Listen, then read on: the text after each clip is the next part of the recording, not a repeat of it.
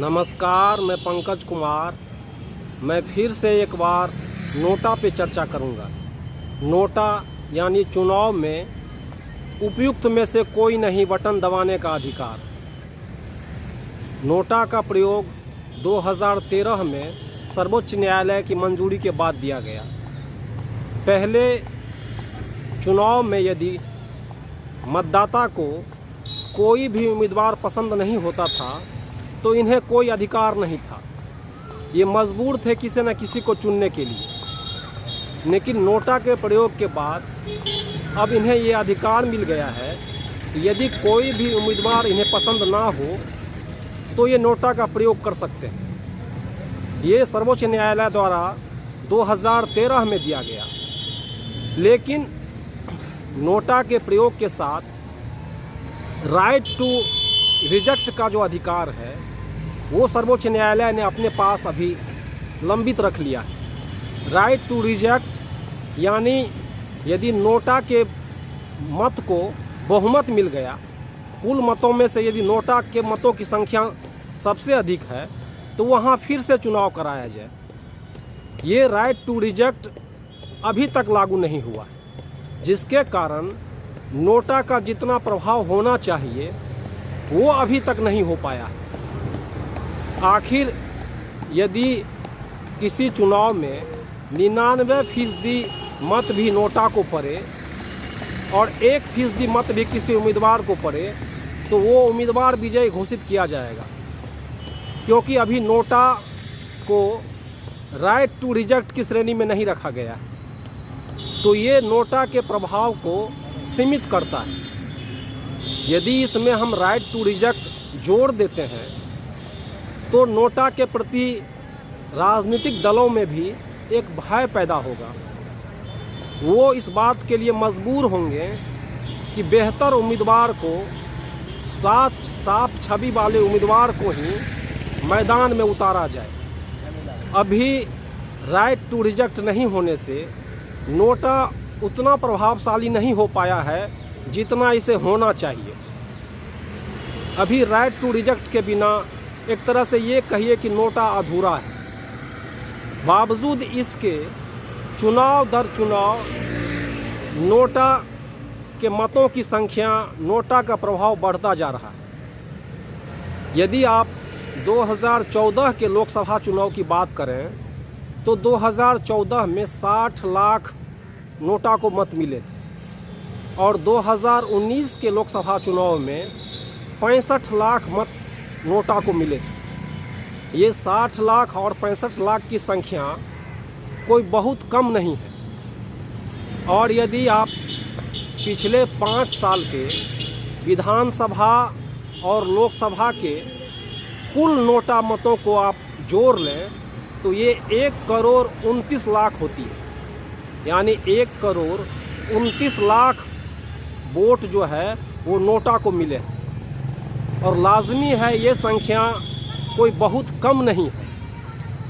आप देख लीजिए पिछले जो 2013 के नवंबर दिसंबर में विधानसभा चुनाव हुआ है, राजस्थान, मध्य प्रदेश, छत्तीसगढ़, तेलंगाना, उसमें 47 सीट ऐसे थे जो जीत हार का जो फैसला हुआ है, 47 सीट जीत हार के फैसले में जितना मत पड़ा है उससे अधिक मत नोटा को मिला है।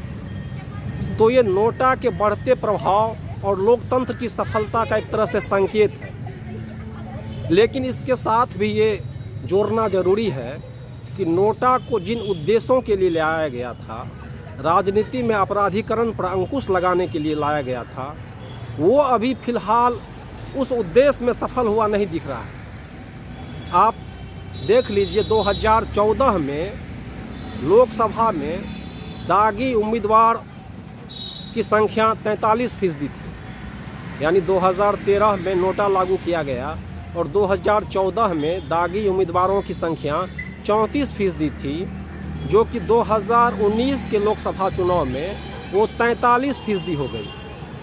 यानी नोटा के लागू करने के बावजूद जो है दागी उम्मीदवारों की संख्या बढ़ती गई। इसका कारण आप पहले भी हम चर्चा कर चुके हैं, चूँकि राइट टू रिजेक्ट नहीं होने से नोटा कितना भी संख्या में पड़े उसके चुनावी परिणाम पे कोई असर नहीं होगा। शायद इसी कारण ये दागी उम्मीदवारों की संख्या जो है वो कंट्रोल करने में, जिस उद्देश्य से नोटा लाया गया था, अभी तक उस तरीके से प्रभावी नहीं हो पाया जैसा कि इसे होना चाहिए। अब देखिए, पिछला जो 2019 का लोकसभा चुनाव था उसमें जो 10 सबसे ज़्यादा नोटा के प्रयोग वाले सीट थे उसमें 5 बिहार के हैं। 5 बिहार के लोकसभा सीट में नोटा का सबसे अधिक प्रयोग किया गया। अब सवाल है कि नोटा की ज़रूरत क्यों पड़ी। नोटा की ज़रूरत इसलिए पड़ी कि यदि राजनीतिक दल आपके सामने, दोनों राजनीतिक दल या जितने भी प्रत्याशी हैं वो मैदान में यदि दागी हैं, आपके सामने एक तरफ कुआं एक तरफ खाई है, या ये कहिए कि नागनाथ और सापनाथ की स्थिति है, उसमें उम्मीदवार किसी को भी वोट नहीं देने का विकल्प होने की स्थिति में वो घर बैठ जाते थे, वो मतदान करते ही नहीं थे। तो उनका जो मत है वो लोकतंत्र में आ ही नहीं पाता था, वो घर बैठ जाते थे चूँकि उनको कोई भी उम्मीदवार पसंद नहीं था। तो इस सिचुएशन से बचने के लिए नोटा का प्रयोग किया गया, नोटा का अधिकार दिया गया, क्योंकि जो आपका वोट है वो आप अपना वोट जो है वो दे सकें। ये नोटा की अहमियत इसलिए है। और नोटा किसी को चुनना नहीं, वोट से रिजेक्ट करना नहीं। नोटा एक सकारात्मक प्रयोग है, सकारात्मक कदम। अब देखिए, विश्व के 13 देशों में नोटा का प्रयोग जो है वो किया गया है।